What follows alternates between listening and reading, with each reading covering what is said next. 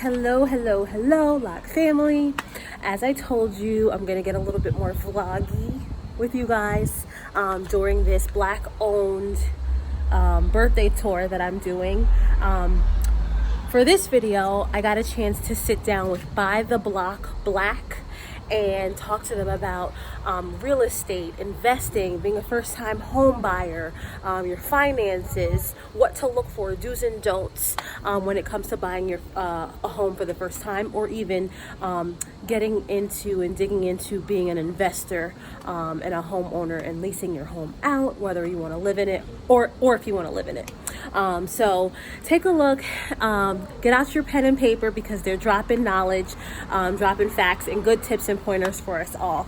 Like I mentioned, I have Erin here with me and I also have Jonathan here with me. They are from, yes, they are from By the Block Black. And we're going to have a nice discussion with them about what that really means. So welcome, guys. Thank you for joining me and participating in the Black-owned birthday tour that I decided to do. Yes. Yes, I'm really excited about it. And you guys are my only Black-owned, real estate company or endeavor that I have on my journey with me.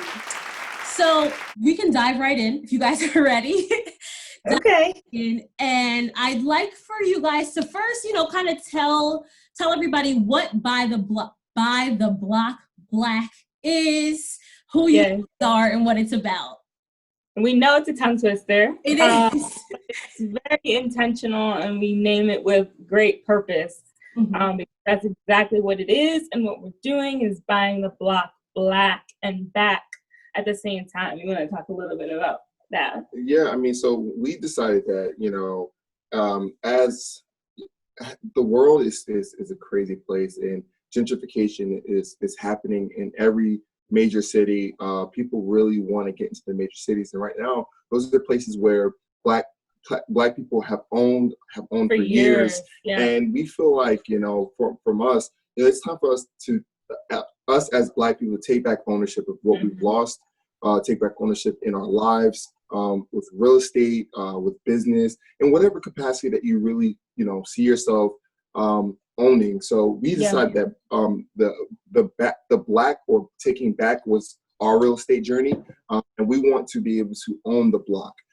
So we're really looking to take it back and become homeowners and encourage others to become investors and homeowners and take back their situation, their financial situation. So that's a little bit about what By the Block Black is. Yeah, and it can kind of be something as simple as a restaurant owner who's owned leased his restaurant for 25 years. A restaurant that's been here for decades. Okay, but how are we owning that building for decades, or are we still renting and you've accumulated over $1 million to that owner?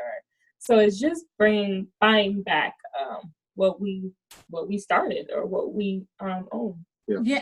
How did you guys get started? How did you guys begin your journey to buying the block black?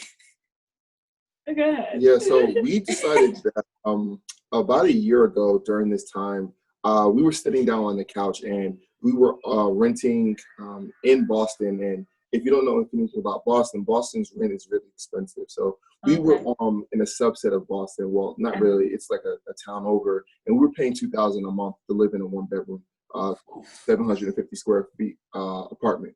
So we were like, this is crazy, right? If we owned, our unit, we would be paying way less, right? Yeah. And we would have, the same amenities probably, but we're paying a lot to live in a 750 square foot unit. Right. Why not own? Why not own somebody to help pay for our mortgage? And that's when we decided to look into ownership and look into the ways of becoming a homeowner while still being able to get some type of generate some type of money back from it. So we looked into different options, and we just decided that the best option for us would be to buy out of state investment property. Buy an investment property out of state, and we own an investment property right now. We currently have it rented out, and we decided that we wanted to be landlords, right? We wanted to get that check in the first of the month, and there's a lot that comes with it, but having your own property and managing your own property and having it in your name it's huge. Yeah, So it's very significant. yeah. And it didn't start off as, okay, this is how we want to kind of give back, or like a educational. That's just what it turned into. We're sharing our experience. We've developed this LLC, and so through this platform, we're sharing our experience and teaching others how to do it too. Yeah, that's awesome. I love it, and congratulations on owning and being landlords. Thank you. Thank you. That's awesome. So what I can imagine that you have to really, really sit down and plan. What are some tips that you guys think financially Right. give to people to financially prepare to buy their home, or to even get started in the search? So Right. the first thing is to understand the requirements of becoming a homeowner, right? Yeah. You I gotta, think those are those. How do I get there? yeah. Yeah. And you definitely want to, always understand your credit history, your credit score, right? Okay. I always tell people, anybody that asks me about credit, is to go on annualcreditreport.com. Mm-hmm. Annualcreditreport.com is the only government-based site which is non-biased, where people can go and pull a free credit report from the 3 major bureaus. So you can go on, you can get a credit report from Equifax, TransUnion, and Experian, which are the major credit bureaus. They give you one free report per year. So what I do is every 4 months, I pull my credit report to see what's on it, right? And I know what's on it. I've made all my credit, Right. I made all my payments on time. It doesn't give you the score, but it gives you the report. And that's the most important thing, because that report is what if you go to, apply for a loan, if you go to apply for a credit card, that's the report that they're looking at. So you can understand what those lenders are looking at, and make sure that your credit is Top notch. top notch. Mhm. So that's the first thing that we Since you want to typically remain lendable correct. in any circumstance. Okay, Correct. so the first thing is the report is important, not necessarily the score. Looking at the report. Both. They're both I say important. both. Okay. Score dictates typically the interest rates, and dictates the products that you're able to qualify for. But the report itself, if you have late payments on it, if you have if you have collections on it, you want to work to get those things off. And you can actually work and do it on your own. You don't have to pay somebody to do it. You can pay somebody to do it, but if you have the report and you have a knowledge of what's on the report, you can dispute those, right? Okay. You dispute those charges, or dispute those things on the report. And it might be something fraudulent, like you didn't do it, but you would never know unless you actually pull it. Mhm. So we recommend people pull the report on annualcreditreport.com. It's a government-based site. Do your research. And that's what we do. Yeah. So, Okay. You heard that, guys. Annualcreditreport.com, right? Pull your Yeah. pull your credit report. Yeah. Yeah. It's important to know the number and the score. If you think about your credit score on a scale of like 1 to 10, it's just telling a quick picture of how lendable you are. And so it's like, oh, she's a 10. Oh, she's good. So her history is good. She's repaying her loans. And I can give her a loan right now, a mortgage right now. If she's a 1 or a 2, it's like, oh, well, that tells me automatically that she may not be so lendable. But let me look into it. And so Jonathan just expressed is that annualcreditreport.com gives you the history, so you can know what other people are seeing. Yeah. So that's the first thing that we recommend people doing. Yes. The second thing we recommend people doing is budgeting. Yeah. So we budget. That's something that I feel like he was his idea to want to budget, and then I enforced it. And I was like, all right, this is how we're going to do it. This is where this is our income coming in and our expenses coming out. Where can we shift this? Because living below or at your means is something that's so important. Okay. And it will lead you right to home ownership should you do it right and make certain sacrifices. I think this one is really about mindset. Yeah. Literally put pen to paper, and I think that's the first step, like eliminating the apps and the this and the that. Put like pen to paper and write it out. You'll be like, wow, I spent $25 a day on lunch at work. Like that has to, that can't happen. Like that's a lot. Yeah, and then when you see it, you go back in that lunchtime like, I can't do this again. Like, I'm making my lunch. It's literally simple seeing it and doing it. Yeah. Do you know how much you're saving? Yeah. Because that's ultimately going to turn into the down payment. And all of the money in your accounts have to be trackable. So that's that. And the last thing that we say for people to get prepared is get pre-approved. You don't know what you're lending. You don't know how lendable you are until somebody actually tells you this is what you can afford. Yeah. So if you feel like Okay. you have a great credit, you've done your taxes for the last 2 years, Right. the necessary steps to get pre-approved, if you have those things in place, well, get pre-approved. Yeah. Figure out if you're what your buying power is. Mm-hmm. And by Okay. your buying power, then you can start looking and saying, okay, now I can afford a certain amount. So let me look in that area and see if I can find something that is within my means that I like, that I can see myself growing in, whether I'm house hacking or whether Yeah, I'm depending on doing, what you want to do with it. Could be your buying primary bulk. residence Mhm. or a rental or Airbnb. Like, it just depends on the criteria. Yep. So, But like Jonathan said, you'll never know. You'll say, oh, I like that house. I like that one too. I like that one too. But you never know what you can afford. So, and, Right. and that was one of our things. We didn't know what we could afford, but we got pre-approved in Boston. Yeah. And we said, you know what, let's get pre-approved and see what we can afford. We didn't end up buying in Boston. We bought in a different market. that But was we way knew- more attainable for our pockets. Correct. But we knew what we could get should it be here. Correct. Yeah.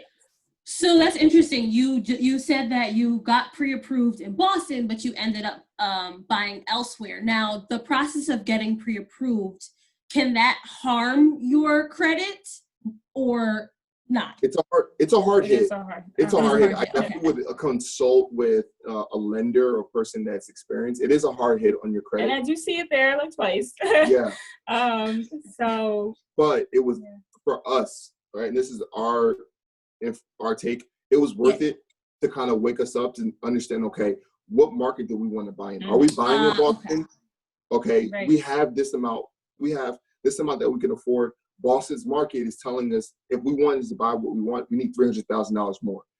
Wow. What are we going to do? Yeah. Do we have to look elsewhere? Okay, let's look at another market. And Yeah. that's what we end up doing. We figured out that our market wasn't Mhm. conducive for us. Let's Mhm. look in a different place where we can actually use our buying power to our advantage. And I think getting pre-approved out here kind of gave us the scope of what things were. And then, so we got pre-approved and then started searching here in Mhm. Boston. And then on the flip side, and where we invest, we searched and then got pre-approved once we found the property. Mhm. Not suggested because you don't know what you're looking for. But the market was so vast that we knew we could get pre-approved for this. So, all right, let's go ahead. Right. So Right. we kind of saved ourselves that not saved ourselves, but that second credit run we knew was going to be successful. And to give us some background history on our situation, Erin is a realtor. realtor in Boston. So Okay. she does have access to the MLS. So we were always looking at the MLS. She has access to the what? To the multiple listing service, so essentially just where realtors post their on market deals. Oh, okay, gotcha. So she had the behind the scope look at Uh-huh. what is going on the market, what it's being sold for, and we were able to analyze deals to see what Right. worked for us. And the numbers we didn't like the numbers in Boston. And I am now going to be a licensed realtor in South and North Carolina. So I Wow, have- congratulations. Thank you. So as an there, which benefits not only my clients but us as well on our second and third properties. Yep. Nice. Gotcha. So let's say that I'm, financially ready. I went to annualcreditreport.com. Is that what it's called? Right. Yeah. And I pulled everything. Everything's looking good. And I'm like, all right, let me go on my search. What do you think are like some common mistakes or like some do's and don'ts when you're ready, you're looking for your house? Some do's and don'ts. The first thing that you want to do is understand how to analyze numbers, Okay. right? Understand the market. What is a 3-bed, 2-bath going for in this area? Is it going for $200,000? Okay, so why? So if it's going for $200,000, why would I want to pay $220,000? Right? I'm behind the 8 ball.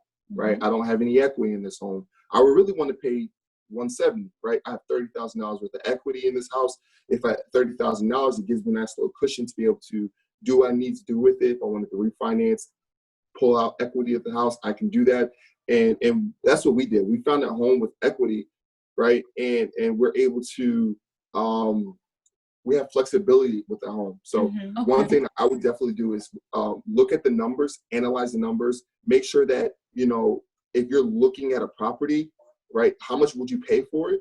And if you're looking to be an investor, right, compared to how much is going for it in rent, am I in the positive? And you have to be able to analyze all the different things that come out of it, taxes, insurance, if you're paying utilities, like all those things need to be equated. And does that number make sense? Right? Am I making money each month? And that's from an investor's landscape. Right. Should you be just a primary resident owner, it's also very important to know these numbers and how much you're going to pay compared to what the neighbors are paying, compared to how much can I sell this for when I'm ready to move.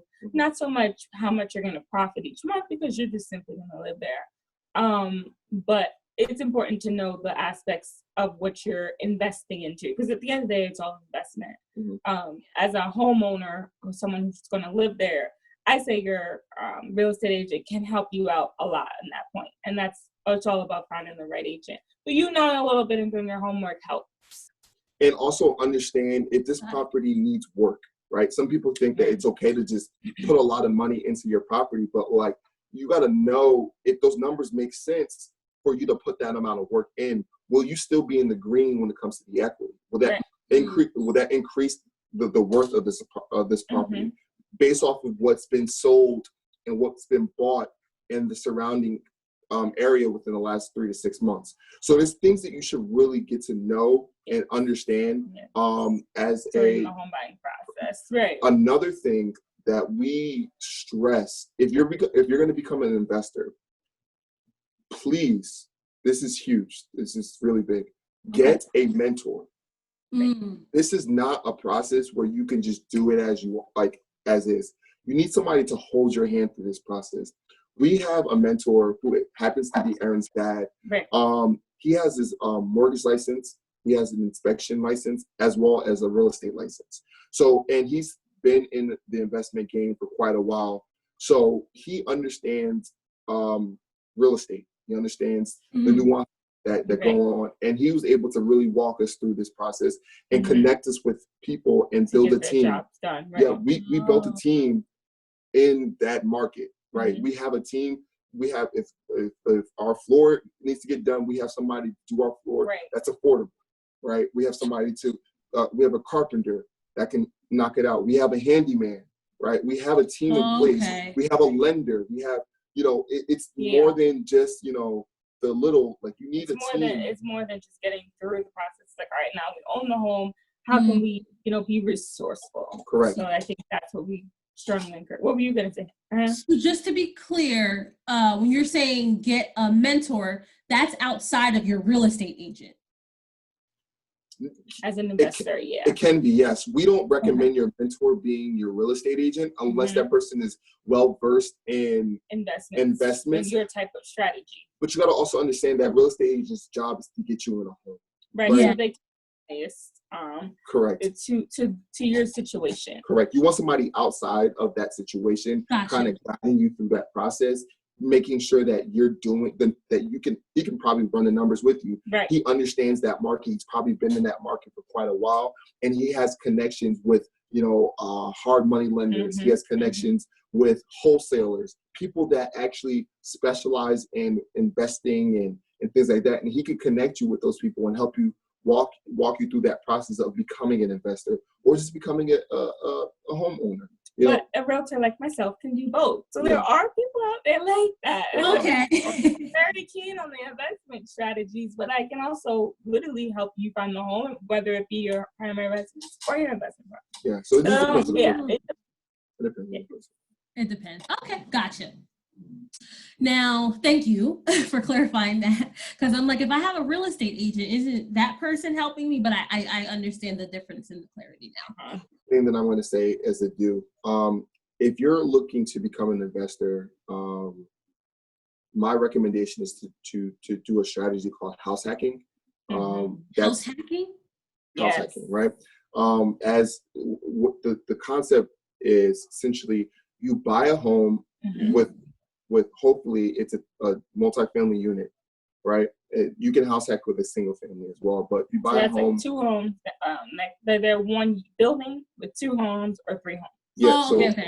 So yes, a duplex, a triplex, fourplex, whatever, right? You buy a home with multiple units, and you live in one of the units, and then you rent out the other units. So somebody's paying rent to live in your second floor, third floor, and possibly even fourth floor, and you're living almost rent-free, maybe rent-free. But your mortgage is still one payment, and you still pay it. But you accumulated it plus some. Yeah. But the floor is that are your shit that you're renting out. And if you are paying a mortgage, it's less because you have people paying your mortgage for you. Yeah, you have people. That's a great strategy. So that's a great strategy to get in as first-time home buyers. And the great thing about that is, as a first-time home buyer, you may be able to get a loan that's favorable in your favor. That it might, FHA loan where you only put down 3.5%, and it's a better situation. But again, it's important to do your research on that. But that strategy of house hacking is a great option as first-time, and you can do that again with a single family. You can live in one of the rooms and rent out the other rooms, right? Like, it's important again to do your research when it comes to that. So that's another hack. The continuing happens on our Instagram page at By the Block Black on Instagram. Your page? Yeah, at John_Wart. And then on my page, eSwan__, where I'm talking about real estate, different facts, different budgeting strategies, home decor, just everything on there. Awesome. I want to thank you guys for sitting down and offering your time and giving some points and tips to anybody who's looking to maybe buy a home or even just considering, like you said, being investors. I really, really appreciate it. It's really important, especially for the Black community, to have opportunities like this and get this education and this knowledge. So I really, really appreciate it. Thank you. Yes, thank you so much. You. Awesome. And I will put down below where you can find both Erin and Jonathan and By the Block Black and any more details you guys need. Thank you so much.